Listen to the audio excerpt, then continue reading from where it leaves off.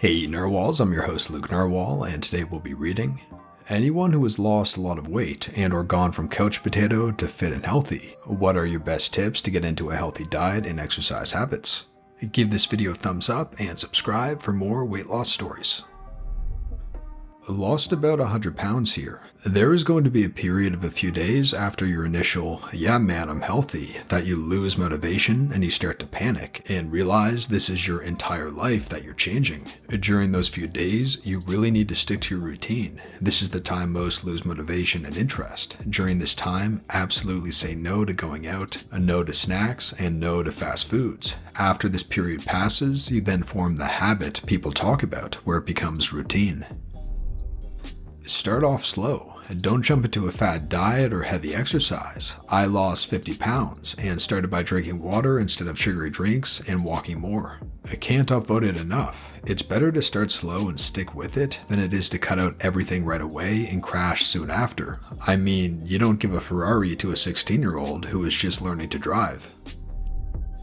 When you wake up in the morning, drink a large glass of water and spend 10 minutes just stretching before you start getting ready for work, school, or whatever.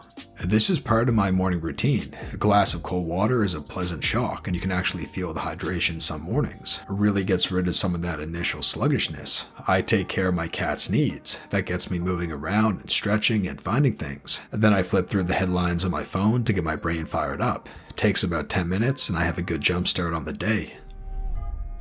Calorie counting, not snacking between meals, and having one day where you can have a cheat meal and desserts, but don't go nuts. This has been the most realistic way for me to lose weight. I absolutely hate diets that cut out entire food groups. Unless you have an allergy or medical reason to do this, I think it's ridiculous and unsustainable. Also, find a workout that's fun. I have a Wii U and play Just Dance and I love it. I have a Fitbit and I get tons of steps doing it. Having a Fitbit has kept me motivated too because I compete with other people.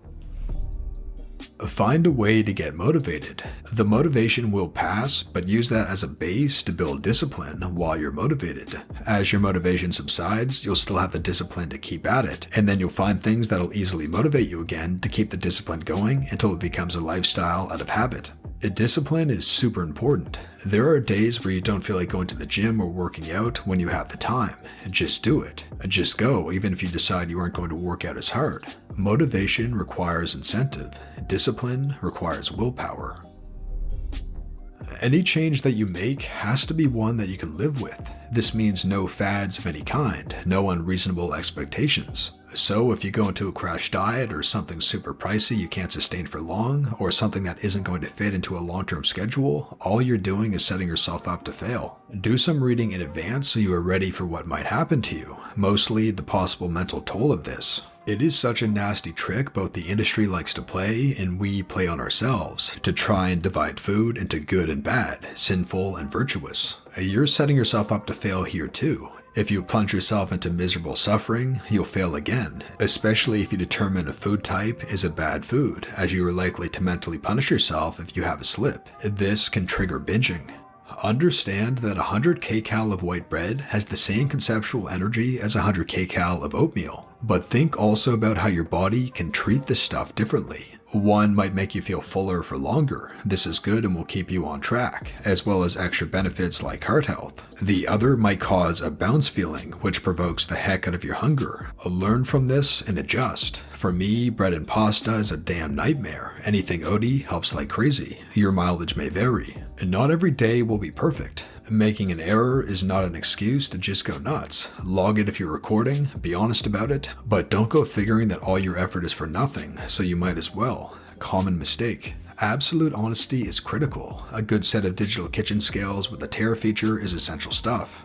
The first few weeks will be hell. That's kind of unavoidable. The biggest problem may well be withdrawal from too much processed sugar, which seems to hide in every damn thing. Once you get through this, your taste might change, which can be kind of nice. In terms of exercise, be realistic. Your aim might be more of building muscle mass than trying to eat back food you've eaten. I train every day for an hour, burning 550 to 600 kcal. I'm a 5'3" woman in my 40s. I'm not sure about current weight, but I wear a heart device, so it's a fair ballpark. That's about a Big Mac in an hour. Exercise is important and necessary, but not a quick fix, and certainly needs to be a lifestyle change. Like I said, make it something within your means and capacity that you can live with. All the advice in here is good, so I'll add this. You need to divorce your emotions from eating. I see too many people that are emotionally driven to food, either as a coping mechanism or as a celebration. If you have a bad meal and it makes you truly upset, you are addicted to food. If you have a bad day and you just want to cram something down, you are addicted to food. Until you find a way to break that addiction, you'll always be at risk to fall back into bad habits. Bad meals happen. Don't worry, there will be another meal coming up very soon. Instead, focus on how you feel after you eat well or exercise. Notice how much energy you have when you cut carbs and don't binge at a restaurant every Friday and Saturday. If you start really making an effort, you start to recognize that you feel like crap and you'll stop doing it. Your addiction to food turns into an addiction to feeling good, physically and emotionally. 60-ish pounds down here. Honestly, you have to want it. You can desire it, you can dream about what life could be like, but if you don't want to change the way you eat, the amount you eat, the quality of what you're eating, and your activity level, you won't see results. You will have to be patient. When you want it, it becomes easier every day, and once it's something that you do without even thinking about it, the results will show. But you have to want it and choose it every day. Also, accept that you are human and you will make mistakes, but you'll learn from them and find what works for you, and find the balance. My before and after. Every freaking day, you do something. Get into the mindset of, every day I don't work towards getting better is a day wasted. A diet is crucial, but don't get fanatical about it. Make conscious decisions every time you want to eat. Not every meal is a feast, and staying consistent is key. Once you get a good idea of what your maintenance level is, then you can start fooling around with it, either to gain or lose. MyFitnessPal is a great way to track nutrition while you're getting the hang of it by yourself. It takes you a month of conscious tracking to be able to do it to 90% correct in your head, then you can use the app for the ones you're not sure of. Do not get into the mindset of cardio for weight loss. Excessive cardio is catabolic and is not a long-term way to weight loss, since if you lose a lot of muscle with that weight, your base metabolism will also go down. Women especially fall into this trap. Think of it as a car. A car with a bigger engine will consume more energy at idle and even more revved up. Start lifting and keep cardio as a way to burn your last drops of energy after a lifting workout. And on your off days, I'd recommend maybe a 15 to 20 minute cardio early in the day.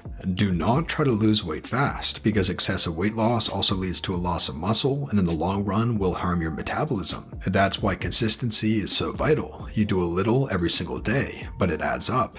Those last two don't points are the main reason why most people fail. They lose weight at first, but then they plateau and don't know why. It's because they lost muscle, and therefore the margin for error in their diet becomes much smaller. For me, a mix of bodybuilding and weightlifting was great. Weightlifting to get strong and burn energy, and then bodybuilding for vanity and also to isolate weak areas to get better at weightlifting.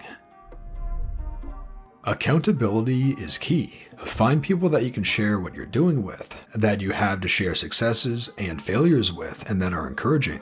After that, any healthy change will leave you better off than if you hadn't done it in the first place, and small changes can add up fast. The key is sticking to those changes and always learning how to be healthier. Once you learn a way to improve your fitness and nutrition by another step, take that step. Some of them can be really hard at first, but they're totally worth it. I've cut all added sugars from my diet. I learned that my body doesn't do well with corn, normal potatoes, and basically all grains, so those are all gone as well as anything made from them. All heavily processed foods are gone. I've had fried food once in the last month. Fast food is out for me, and I found a way to get exercise and stay active that worked within my schedule. These changes took me a long time, and anytime I tried to change too much too fast, I backslid big time. Every steady and consistent change made me feel better though, and it became easier and easier to do more.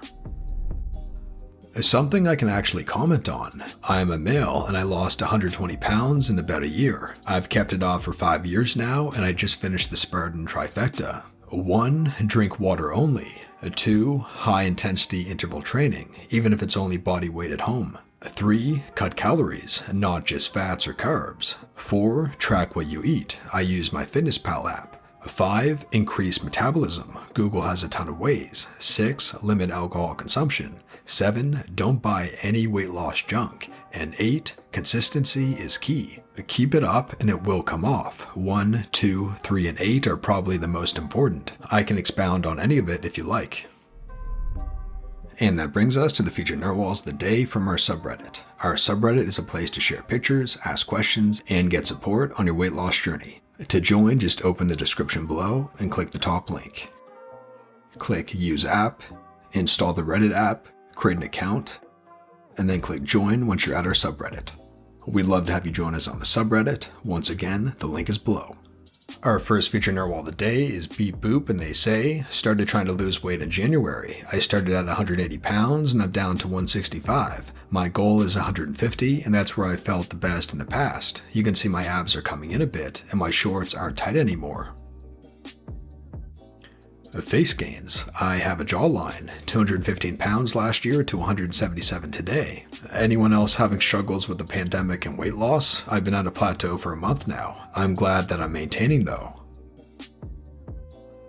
I'm 5 foot 4 inches, used to weigh 175 pounds. Now I'm 125. I've been maintaining for 6 months. Weight loss has nothing to do with physical things, diet and exercise. It's all mental, a Jedi mind trick. All you gotta do is believe that you're already healthy and you'll make the choices that'll get you there.